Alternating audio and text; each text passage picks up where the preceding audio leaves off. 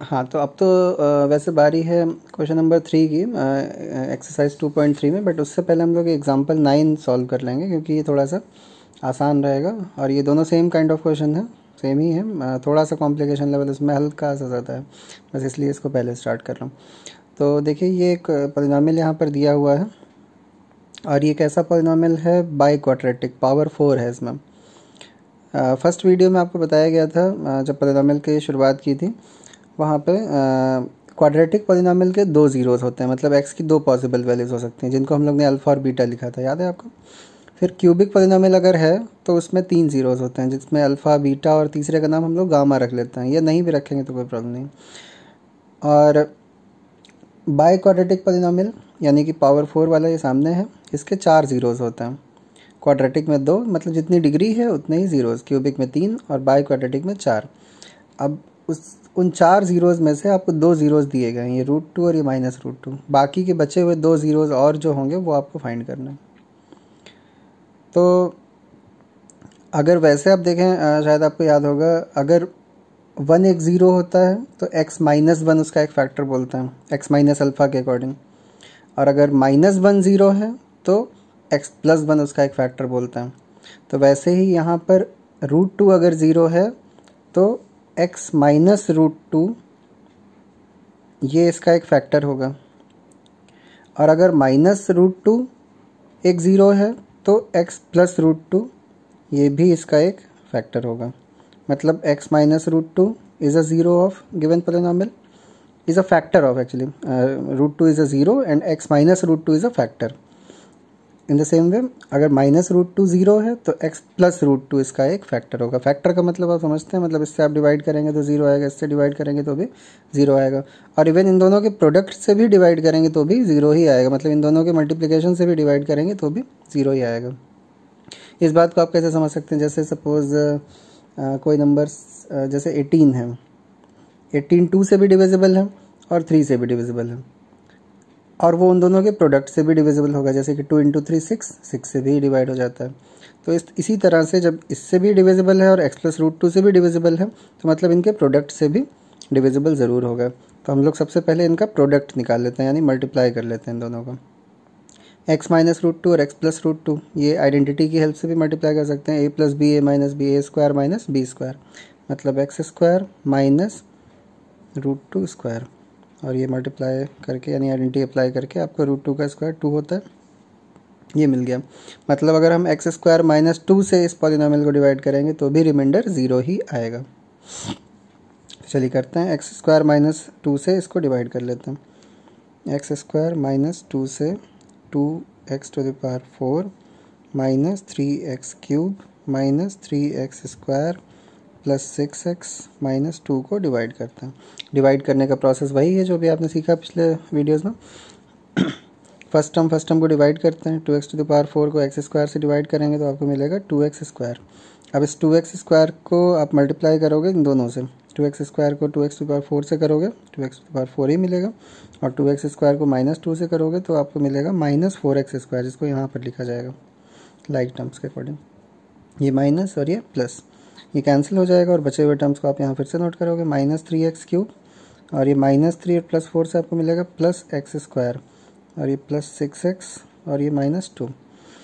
इसके बाद फिर से वही प्रोसेस आपको रिपीट करना है, -3x³ को आप इससे डिवाइड करोगे x² से तो आपको मिलेगा -3x, इसको यहाँ नोट कर लोगे -3x, और इसको मल्टीप्लाई करोगे, -3x को इस x² से किया जाएगा तो -3x³ और -3x को -2 से करेंगे तो +6x मिलेगा, जो कि हम लोग यहाँ पर लिखेंगे लाइक टर्म्स के लिए।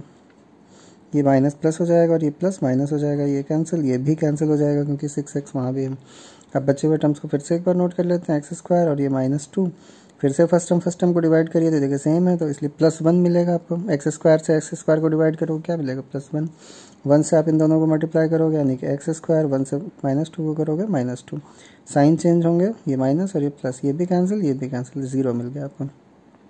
अब आपने देखा यहाँ पे 2 ज़ीरोज़ दिए गए थे। सबसे पहला स्टेप हम लोग ने क्या किया, उन दोनों ज़ीरोज़ की हेल्प से 2 फैक्टर्स कर लिए। अब फैक्टर कैसे बनता है, जैसे root two factor root two zero है तो x minus root two is a factor, minus root two x zero है तो एक्स प्लस रूट टू, याद रखो हमेशा। वन एक्स ज़ीरो है तो x minus one factor, minus one zero है तो एक्स प्लस वन। टू अगर एक ज़ीरो है गिवन पॉलिनोमियल का तो एक्स माइनस टू एक फैक्टर होगा, और अगर माइनस टू है तो एक्स प्लस टू होगा। ठीक है, तो ये दोनों ज़ीरोज़ हम लोग ने फाइंड कर लिए थे, इनको पहले मल्टीप्लाई कर लिया था, मल्टीप्लाई करके ये आया था, और ये जो आया इससे हमने गिवन पॉलिनोमियल को डिवाइड कर लिया, ये सेकेंड स्टेप हो गया। अब जब ये भी हो गया, रिमाइंडर पक्का यहाँ पर ज़ीरो ही आएगा, इस बात का ध्यान रखिएगा, कुछ और ना आ जाए। अब इसके बाद जो ये क्वोशंट आया है, मतलब इस पॉलिनोमियल के बचे हुए दो ज़ीरोज़ इसमें छिपे हुए हैं। आपको क्या करना है, ये जो यहाँ पर आया है इसको मिडिल टर्म स्प्लिट से स्प्लिट कर लेना है, 2x² माइनस 3x प्लस 1। अब मिडिल टर्म स्प्लिट मेथड इसमें आप अप्लाई करें, थर्ड स्टेप, और मिडिल टर्म स्प्लिट अप्लाई करके आपको दो इसके फैक्टर्स मिल जाएंगे। कैसे मिडिल टर्म स्प्लिट होता है, ये 2 और ये 1, 2 इंटू 1 2, और उस 2 के ऐसे फैक्टर जिनका सम 3 हो। 2 के फैक्टर्स 2 और 1 ही होते हैं, जिनका सम भी 3 ही होता है। तो आप पर यहाँ पर आप इसको लिखोगे 2 प्लस 1, और ये ब्रैकेट ओपन करोगे, minus 2x minus x plus 1, फिर कॉमन लोगे दो में, इन दोनों में क्या कॉमन है, 2x, और यहाँ से x और ये माइनस और ये 1 बचेगा। यहाँ से माइनस 1 लेंगे क्योंकि कुछ भी नहीं है तो माइनस है साथ में, तो माइनस 1 लेते हैं, ये x और ये प्लस माइनस हो जाएगा इस माइनस 1 की वजह से। अब दोनों में देखो x माइनस 1 कॉमन है, और यहाँ से 2x और यहाँ से माइनस 1। ठीक है, अब एक यहीं पर एक डाउट क्लियर कर देते हैं। कुछ पॉलिनोमियल्स ऐसे भी होते हैं जिनमें मिडिल टर्म स्प्लिट अप्लाई नहीं होता है। तो अगर मिडिल टर्म स्प्लिट नहीं अप्लाई हो रहा होगा तो आपको कोई भी ऐसे फैक्टर्स नहीं मिलेंगे। जैसे यहाँ पे 2 इंटू 1 2 आया था, 2 के फैक्टर्स से ये 3 आ जा रहा था, बट कुछ क्वेश्चंस ऐसे होंगे जिसमें ऐसा नहीं हो पाएगा। वो आगे आप क्वाड्रेटिक इक्वेशंस पढ़ेंगे, उसमें क्वाड्रेटिक फार्मूला है, उसकी हेल्प से हो जाता है। बट अभी फ़िलहाल आपको यहाँ पे जितने भी क्वेश्चंस मिलेंगे आराम से मिडिल टर्म स्प्लिट अप्लाई होगा इस चैप्टर में। तो देखिए ये इस तरह से फैक्टराइज हो गया। अब ये फैक्टराइज हो जाने के बाद आपको फैक्टर्स नहीं फाइंड करने थे, आपको ज़ीरोज़ फाइंड करने थे। तो ज़ीरोज़ फाइंड करने के लिए एक एक करके इन दोनों फैक्टर्स को भी ज़ीरो के इक्वल रख दीजिए। x minus 1 equals to 0, then x equals to 1, मतलब x की एक वैल्यू हो गई 1, और 2x माइनस 1 ये दूसरा फैक्टर था, इसको भी 0 के इक्वल रख दीजिए, 2x equals to 1 and x equals to 1/2, ये एक और 0 हो गया। तो ओवरऑल आपसे सारे ज़ीरोज़ पूछे गए थे, दो ज़ीरोज़ इन लोग ने खुद से दिए हुए थे, √2 और माइनस √2, और ये दो आपने फाइंड कर लिए 1 एंड 1/2। तो इस तरह से ये चारों ज़ीरोज़ हो गए इस गिवन पॉलिनोमियल, ये जो भी दिया हुआ है, और 4 ज़ीरोज़ होते हैं। अब ज़ीरो का मतलब क्या होता है, अगर ये भूल गया तो इसका मतलब ये होता है, अगर आप इस पॉलिनोमियल में x की जगह पर √2 रख कर वैल्यू फाइंड करेंगे, x की जगह मतलब यहाँ पर भी, यहाँ पर भी, और उसको कैलकुलेट करेंगे तो ज़ीरो ही आएगा। माइनस √2 रख के करेंगे तो भी ज़ीरो ही आएगा। और ये जो अभी दो और फाइंड किए हैं मीन्स 1 और 1/2, ये भी अगर वहाँ रखेंगे x की जगह पे तो भी सॉल्व करने से ज़ीरो ही आएगा। तो ये है ये क्वेश्चन वैसे तो इम्पॉर्टेंट है। अब देखिए इस साल डिलीटेड में ना हो, खैर अभी डिलीटेड के अकॉर्डिंग नहीं करना है, अभी तो हम लोग को सब कुछ ही करना है, लगभग एनसीईआरटी से तो सब कुछ ही कर लेते हैं, बाकी देखा जाएगा। तो ये था एग्जाम्पल 9। अभी तुरंत इसी वीडियो में हम लोग क्वेश्चन नंबर 3 भी कर लेंगे, बिल्कुल ऐसा ही है, कुछ फ़र्क नहीं है, बस यहाँ पर थोड़ा सा डिनोमिनेटर में भी नंबर है, फ्रैक्शन में नंबर, इसलिए पहले ये वाला बता दिया है, फिर उसके बाद वाला कर लेंगे। तो ये है क्वेश्चन नंबर 3 एक्सरसाइज 2.3 में, और ये पॉलिनोमियल दिया हुआ है, ये भी बाई क्वाड्रेटिक है पिछले क्वेश्चन की तरह, और इसके भी 4 ज़ीरोज़ होते हैं, उसमें से 2 दिए गए हैं, √5/3 एंड माइनस √5/3। 2 ज़ीरो जब भी आपको दिए होते हैं तो आप तुरंत उससे फैक्टर निकाल सकते हैं। ये एक ज़ीरो है तो x माइनस √5/3 ये इसका एक फैक्टर होगा, और दूसरा फैक्टर इसकी हेल्प से x माइनस और इस वाले माइनस से प्लस √5/3 ये भी एक फैक्टर होगा। सबसे पहला काम, मतलब ये फैक्टर है, इससे इसको डिवाइड करेंगे रिमाइंडर 0 आएगा, इससे इसको डिवाइड करेंगे रिमाइंडर 0 आएगा, लेकिन वो नहीं करना है, इन दोनों का प्रोडक्ट करना है और उस प्रोडक्ट से इसको डिवाइड करना है। देखिए पहले से यहाँ पे अरेंज कर लिया। तो मल्टीप्लाई करने के लिए भी आपको एक एक स्टेप को नहीं करना है। यहाँ पर देखिए A minus B A plus B identity apply हो रही है। A square minus B square means X square minus √5/3 का स्क्वायर करोगे आप तो आ जाएगा 5/3। डायरेक्ट लिख देते हैं √5/3। कोई भी रूट का स्क्वायर करो तो स्क्वायर रूट हट जाता है। तो यहाँ पर ये आ गया और इससे आप इसको इधर डिवाइड कर लोगे -5/3। ठीक है। अब उसके बाद देखो ये कॉम्प्लिकेशन सिर्फ इतना था कि यहाँ पर डिनोमिनेटर भी साथ में चल रहा है। अगर आप चाहो तो ऐसे ही डिवाइड कर सकते हो जो ये कर रहे हैं, या फिर इसको ऐसे कर सकते हैं जैसे आपको वहाँ पे बताया था। एलसीएम ले लो इसमें 3 और फिर 3 बाहर आ जाएगा तो यहाँ पे आ जाएगा 3x² - 5 और 1/3 को बाहर ही कर दो सीधा, तो ये 3x² - 5 ये इस तरह बन जाता है। तो आप दो ऑप्शन है आपके पास, या तो आप जो आया था ये वाला इसी से कर सकते हो डिवाइड, या फिर 3x² - 5 से करोगे तब भी वही सब होगा, नो प्रॉब्लम। ठीक है। तो देखिए हम तो सीधा ही कर रहे हैं, यहाँ पे कुछ नहीं कर रहा। डिवाइड करने के लिए बेसिक से जो स्टेप हैं वही स्टेप आप यहाँ पर भी फॉलो करेंगे। फर्स्ट टर्म डिवाइड कर लेते हैं। 3x⁴ और x² को डिवाइड करेंगे तो आपको मिलेगा 3x², और इस 3x² से इन दोनों को मल्टीप्लाई करेंगे। 3x² से x² को करेंगे तो 3x⁴ मिलेगा, और 3x² से -5/3 को करेंगे। अब ये मन में अगर नहीं हो सकता तो आप साइड में लिख के कर लें -5/3, और ये 3x² को जब आप मल्टीप्लाई करोगे तो आपको 3 कैंसिल और मिलेगा -5x²। ये -5x² आप यहाँ पे लिख लोगे। यही कॉम्प्लिकेशन अवॉइड करने के लिए ये वाला स्टेप कर सकते हैं, मतलब आप 3x² - 5 से भी डिवाइड कर सकते हैं, लेकिन हमें सिखाना है क्योंकि यही तो इसलिए हम ये कर रहे हैं। यहाँ पे माइनस और ये प्लस, अब देखिए ये कैंसिल हो रहा है, ये बचा हुआ यहाँ नोट कर लेते हैं, और ये -2 और +5 से क्या मिलेगा +3x², और ये -10x और ये बचा हुआ -5।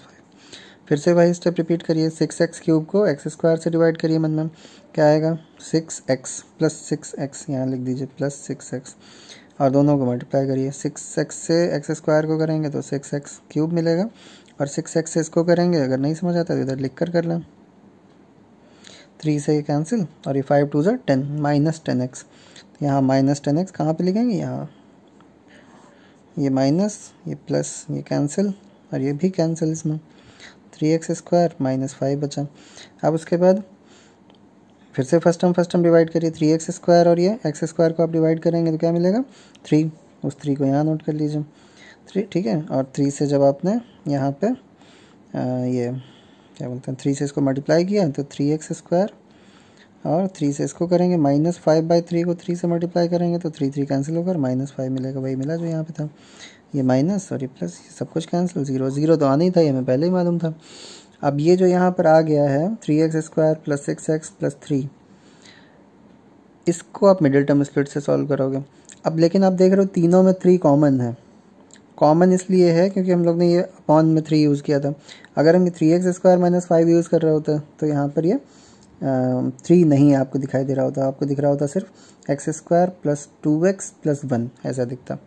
लेकिन फाइनल आंसर जो आएगा ना वो दोनों से सेम आएगा, उसमें कोई फ़र्क नहीं होगा। जो आपको ज़ीरोज़ मिलेंगे वो सेम ही मिलेंगे। तो चलिए उसको पहले नोट कर लेते हैं। क्या करा जाता है उसका मिडिल टर्म स्प्लिट, पहले याद है आपको, फिर से देख लीजिए। 3 स्टेप होते हैं। 2 ज़ीरो जो दिए गए हैं उनकी हेल्प से फैक्टर्स लिख लीजिए और फैक्टर्स को मल्टीप्लाई कर लीजिए। मल्टीप्लाई करने के बाद जो आए उसी से आप इसको डिवाइड कर लीजिए, जो given polynomial. This is the second step. और जब सेकंड स्टेप में क्वोशंट आ जाए तो क्वोशंट को क्या करना है आपको मिडिल टर्म स्प्लिट से सॉल्व कर लेना है। 2 ज़ीरोज़ और आ जाएंगे, 3x² + 6x + 3। इसी क्वेश्चन को लिखने का दूसरा भी तरीका है, वो तरीका मैं खुद भी फॉलो करता हूँ उस पर बोर्ड पे जब लिखता हूँ, लेकिन यहाँ पे आपको सिंपल स्टेप्स में बताया है। उसमें कुछ लोग सोच रहे होंगे कि सर वो वाला तरीका नहीं बता रहे, तो उसमें क्या होता है x - alpha, x - beta, x - gamma, x - delta, 4 bracket बना कर लिखते हैं। स्टेप्स उसमें भी यही सब होते हैं, उसमें कुछ अलग नहीं होते, बट ऐसे भी आप कर सकते हो और वैसे भी जिन लोगों को आता है वो वाला भी कर सकते हो। तो इसमें आप देखिए मिडिल टर्म डायरेक्ट भी अप्लाई हो जाएगा, मतलब 3 × 3 9 कर लो और फिर कर लो, और या फिर आप 3 कॉमन निकाल के तब कर लो, जैसा आपकी मर्ज़ी।